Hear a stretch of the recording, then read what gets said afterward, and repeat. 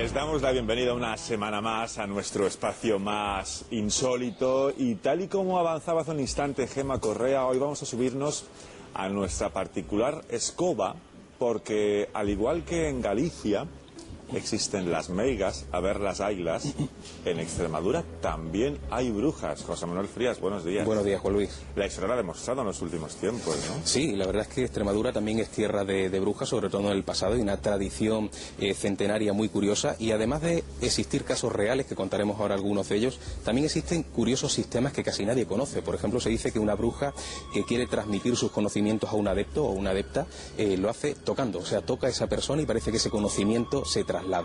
Luego existen también, por ejemplo, tradiciones que nos hablan de que para saber si una persona, una mujer es bruja o no es bruja, por ejemplo, en una iglesia, en mitad de la misa, si el sacerdote tiene abierto el evangelio y no lo cierra al terminar la misa, la bruja no puede salir de la iglesia y no lo hará hasta que no se cierre ese evangelio. Luego algo muy curioso, por ejemplo, si hubiera una bruja sentada como estamos tú y yo ahora, sí, si debajo de la silla se incluye algún tipo de elemento relacionado con una boda o con un entierro, con un duelo, esa bruja no podrá levantarse de la silla hasta que no se quite ese elemento que está debajo. Pero hay más cosas curiosas, por ejemplo, para saber si una persona está embrujada, si tiene algún tipo de maleficio, de mal de ojo provocado por una bruja, tenemos que entrar en su habitación con una cruz de Caravaca en el bolsillo, sí, y si ese enfermo empieza a sufrir ataques epilépticos, entonces supuestamente y según la tradición quiere decir que está embrujado, que alguna bruja le ha hecho algún tipo de trabajo.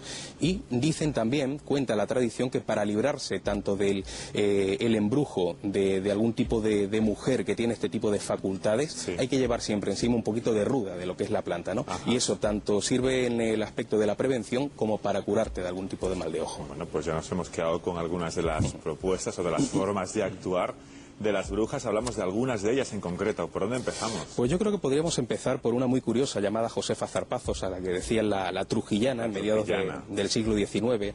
Y la llamaban así la trujillana porque era efectivamente de Trujillo donde transcurre esta historia. Había un joven llamado Joaquín Báez, que bueno, parece que era bastante atractivo, que todas las chicas de la zona pues casi suspiraban por él.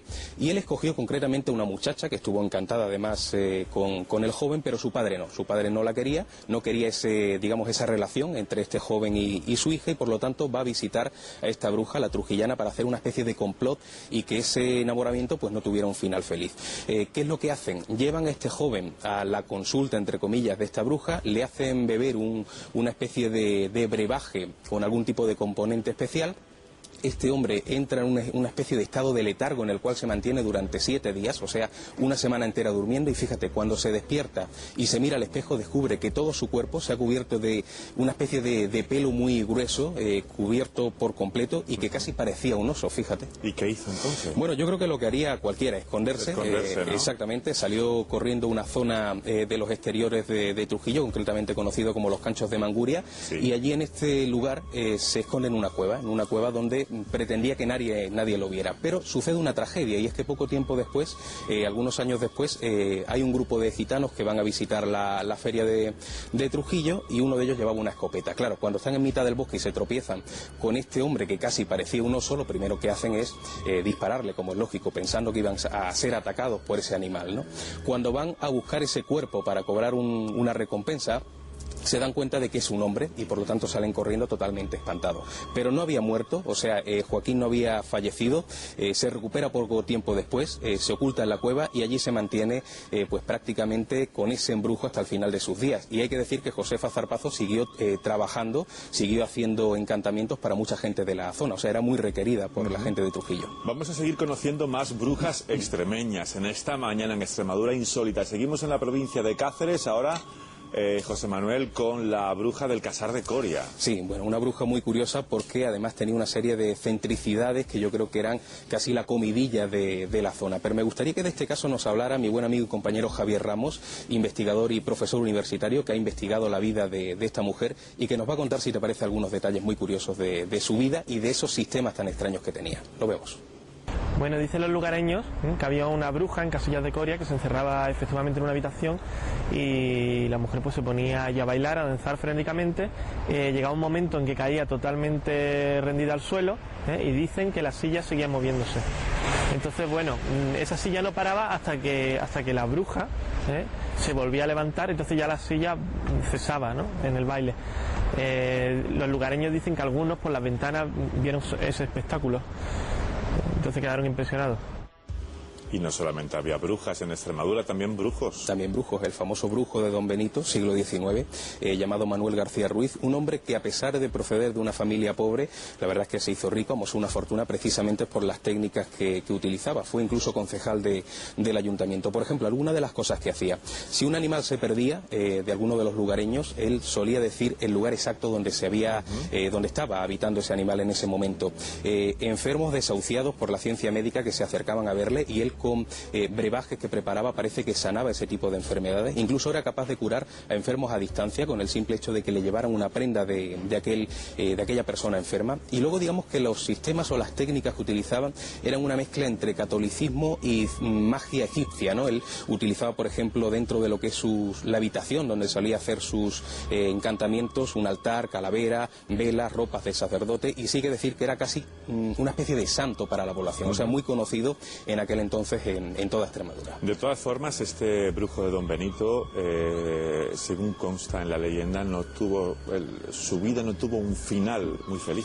Yo creo que tuvo mala suerte, sobre todo, porque él asiste a una enferma, concretamente a María Castro de Almoharín, una mujer que tenía una enfermedad concreta que no sabemos cuál era, pero sí se sabe que este brujo de Don Benito le administra unas píldoras que él mismo había fabricado y la mujer muere. Posiblemente murió por su enfermedad, pero claro, en aquel momento las autoridades pensaron que era debido a esas píldoras que le había suministrado este brujo, y por lo tanto fue procesado y encarcelado, concretamente en 1893, y sí hay que decir que la población lloró bastante esa pérdida, ¿no? Como te decía, lo consideraron un santo, y bueno, casi toda la población quedó desolada por la muerte de este hombre. Si te parece, José Manuel, seguimos en Extremadura, seguimos en el siglo XIX, hablamos ahora de una bruja, en esta ocasión que fue víctima de una injusticia.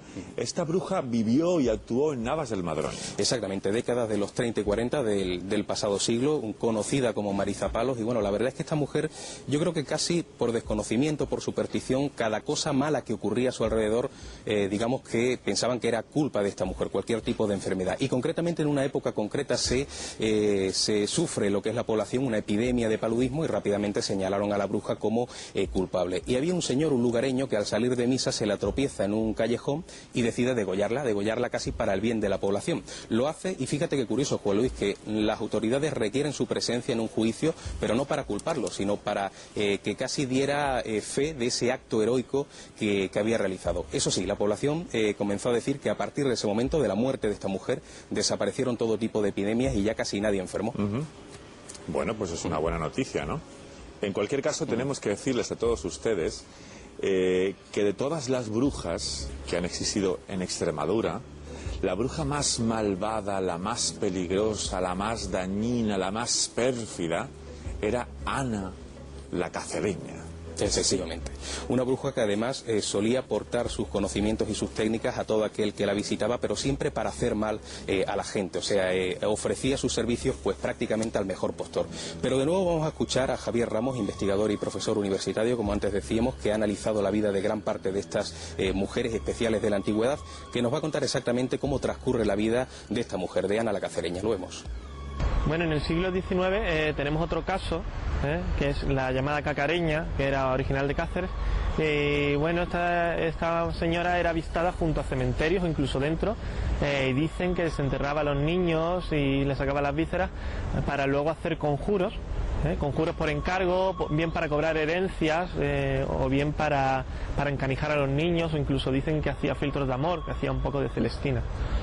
Bueno, los filtros de amor a veces son necesarios. Vamos ahora a Valencia de Alcántara, si te parece, José Manuel, porque queremos saber todos quién era la Pelona. Bueno, la Pelona era otra bruja también bastante conocida, pero en este caso no era malvada, era una mujer que tenía técnicas un poquito extrañas. Por ejemplo, en una ocasión la visita un molinero llamado Lorenzo Bravo, que tenía una enfermedad extraña, era desconocida casi por la ciencia de aquel entonces, y esta mujer le diagnostica que el sol se le ha metido en la cabeza. O sea, fíjate qué cosa tan extraña. Y para conseguir curarlo, sanar esa especie de dolencia tan curiosa, le pone un vaso a medio llenar de agua sobre la cabeza, boca abajo, con un papel entre lo que es el vaso y la cabeza para que ese agua no se derrame, y supuestamente, por lo que cuentan, ese agua empezó a hervir y ella iba diciendo en todo momento: ya está saliendo el sol y se está metiendo en el agua. Y curiosamente ese borboteo duró un cuarto de hora, y en ese momento es cuando se para por completo lo que es ese agua hirviendo, y el hombre dice que se sintió bien, con lo cual parece que se había curado a través de este sistema tan extraño, tan excéntrico, diríamos, ¿no? Bueno, pues hoy hemos conocido en este martes estas historias insólitas, extrañas, paranormales. Hemos hecho un recorrido por la vida de las brujas y brujos más destacados de la historia de Extremadura, gracias, como siempre, a la colaboración de alguien que sabe mucho de todo esto, que es José Manuel Frías, que sigue con nosotros semana tras semana. El día es nuestro.